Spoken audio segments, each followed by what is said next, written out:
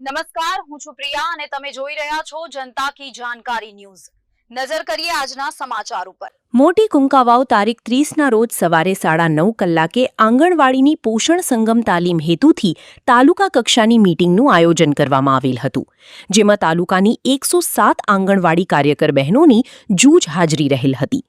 બાલનાથ મહાદેવ મંદિરના પટાંગણમાં લીમડાના છાયામાં યોજવામાં આવેલા મીટિંગ દરમિયાન 10:30 કલાકે લીમડાના ઝાડ ઉપરથી અચાનક આકસ્મિક રીતે મોટી મધમાખીનું મોટું પોળું નીચે પડતા અફરાતફરીનો માહોલ થયેલો હતો, જેમાં અંદાજે 25 જેટલા બહેનોને મધમાખીઓએ ડંખ મારી ઈજા પહોંચાડી હતી।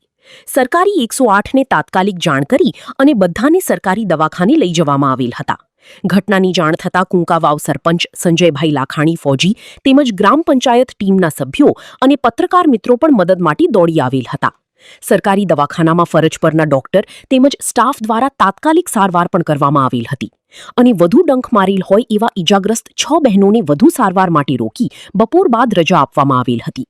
આઈસીડીએસ અધિકારી રાજલબેન ખાચર તેમજ સુનીતાબેન પણ સતત હાજર રહી અને ઈજાગ્રસ્ત બહેનોની સેવા કાર્યમાં જોડાયા હતા। તેમજ સાથે એક વાત પણ કરેલી કે આંગણવાડીના બહેનો માટે તાલીમ વખતે કોઈ સારું યોગ્ય સ્થળ આપવામાં આવે તો મોટી દુર્ઘટનાથી સૌ બચી શકે તેમ છે તેવી રજૂઆત સરપંચ શ્રી સંજયભાઈ લાખાણીને કરેલ હતી। રિપોર્ટિંગ મહેશ ગુંડલિયા, કુંકાવાવ। આજ રોજ કુંકાવાવ ખાતેના 5 પીપળા વિસ્તારમાં આંગણવાડી વર્કર બહેનોની મીટિંગ હતી, જ્યાં ગરમીની સિઝન હોય આકસ્મિક રીતે મધપૂડો નીચે પડતા ત્યાંના મીટિંગમાં હાજર રહેલ બહેનોને 25 બહેનોને મધમાખીઓ કરડેલ, તો એ તમામ બહેનોને 108 મારફતે અત્રેના સામૂહિક આરોગ્ય કેન્દ્ર ખાતે લાવેલ અને અહીંયા એ તમામ બહેનોની પ્રાથમિક સારવાર આપવામાં આવેલ અને પ્રાથમિક સારવાર આપ્યા બાદ બહેનોને રજા આપવામાં આવેલ। આ ઉપરાંત 5 થી 6 બહેનોને વધુ તકલીફ હોય તેમને અત્યારે હાલ ઓબ્ઝર્વેશન હેઠળ રાખવામાં આવેલ છે અને સારવાર ચાલુ છે। તમારો સાહેબ પરિચય? મારું નામ doctor B B Rathod, incharge medical officer સામૂહિક આરોગ્ય કેન્દ્ર કુંકાવાવ।